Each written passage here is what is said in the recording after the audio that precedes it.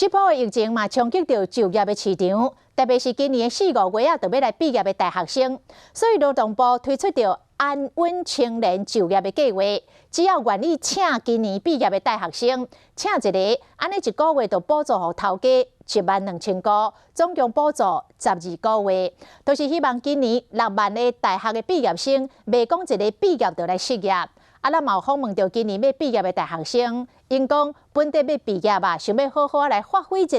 想袂到拄着疫情，这声更加找无头路咯，实在是真郁卒。找了1个多月吧，我才接了3通电话，对未来充满希望。本来，然后现在找工作找得我还蛮失落的。历史研究所毕业想要找研究的工作，这履历表就亲像淡水水内工作，真歹找。看在哪里找工作，台北实在不容易活啦。拄着疫情，今今年毕业生一毕业的就失业啊。劳动部建议安稳青年就业计划，请大学毕业生的雇主，每请一个毕业生每个月补助雇主12000块，总共补助12个月。我相信他们会要求雇主要留用，跟22K 那种不用留用，只是给他个职场体验，我想是不大一样。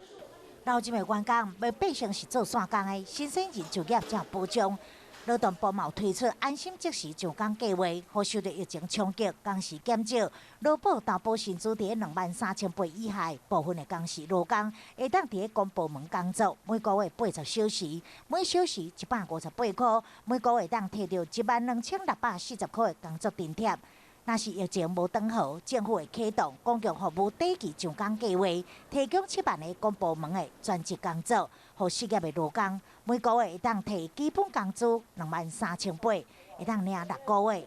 不过，这个政策毕竟是救急用的，也是希望疫情会当赶紧过去，雇主甲劳工拢会当有更加满意的选择。